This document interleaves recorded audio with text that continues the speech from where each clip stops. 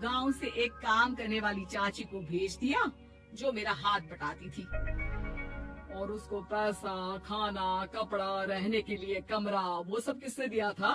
तुम्हारे भाई ने। ये मामला रोज का था।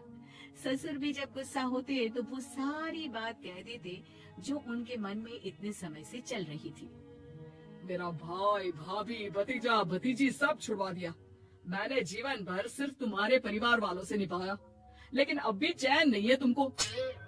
बहू के सामने सास को लगा कि उसकी बेइज्जती हो रही है। अब सुन बहू, अपने कमरे में जा, कहीं नहीं जाना मायके वायके। घर का काम कौन करेगा? पड़ोसन।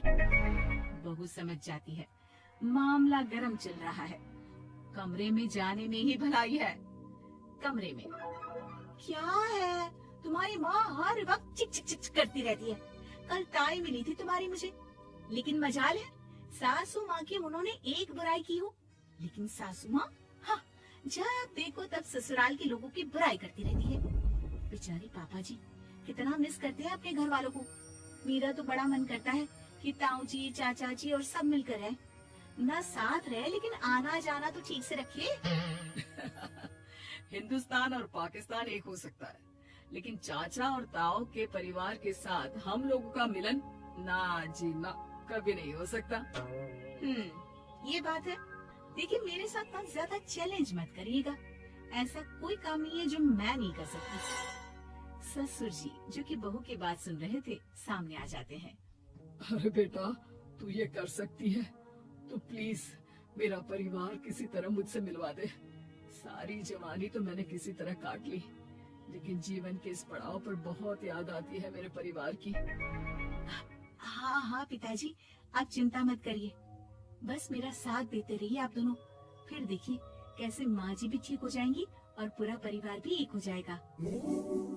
थोड़ी देर बाद बहू सामान लेकर घर से निकल रही होती है कि मना किया था ना तुझे मायके जाने के लिए, फिर क्यों जा रही है? बहू कुछ कहती इससे पहले ही बेटा बोलने लगता है। क्या है माँ, वो घर जा रही है।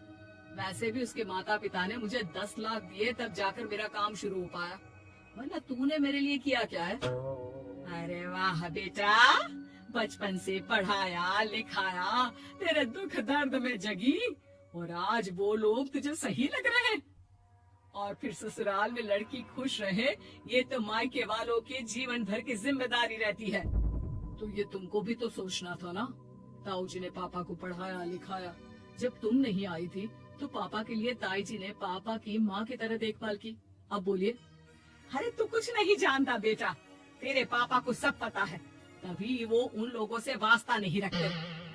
मैं उन लोगों को जानता हूँ, लेकिन मैं तुम्हें नहीं जानता कि तुम्हारे मन के लायक काम नहीं हुआ तो तुम घर की शांति बर्बाद कर दोगी। सास जोर जोर से चिल्लाने लगती है। तभी वहाँ सास का भाई आ जाता है। अरे क्यों आप लोग मेरी बहन को परेशान करते रहते हैं? पहले ये जीजा कम थे, जब बहू भी आ गई। बहन, मैंने तो 30 साल पहले ही बोला था, अपना हिस्सा ले और छोड़ इन लोगों को, चल अपने साथ। बहू समझ जाती है कि मामा ससुर की नजर किस पर है। देखा, तुम लोग मुझे अकेला मत समझना, मेरा भाई खड़ा है आज भी मेरे लिए।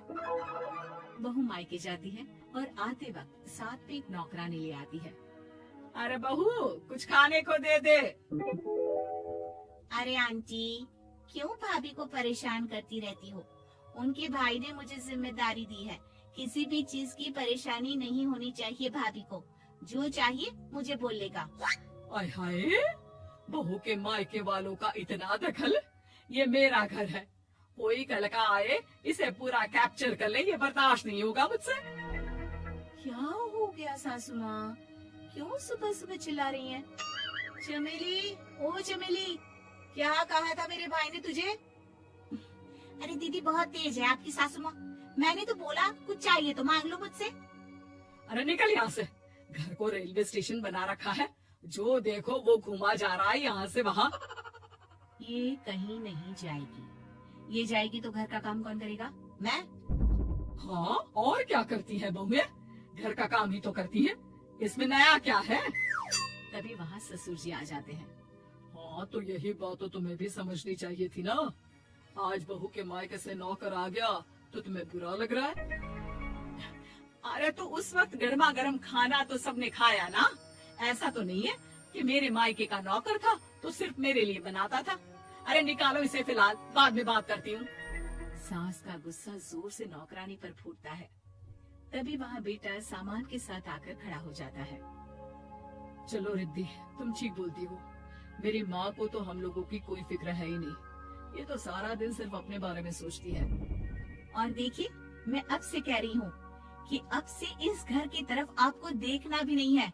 नहीं आना आज के बाद इन लोगों से मिलने। हाँ हाँ, बस कभी कभी दिन में 2 बार मिलने आ जाओ।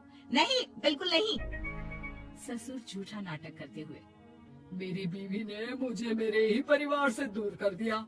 आज बहू मेरा इकलौता बेटा दूर कर रही है। हाय, कैसे जीऊंगा मैं।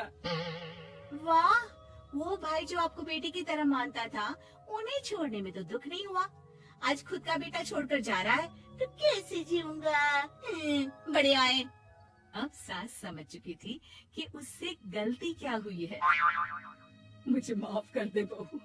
अब मेरी समझ में आ गया कि अपनों से दूर कर बीवियां पति का भला नहीं बल्कि उन्हें जीवन में अकेला कर रही है।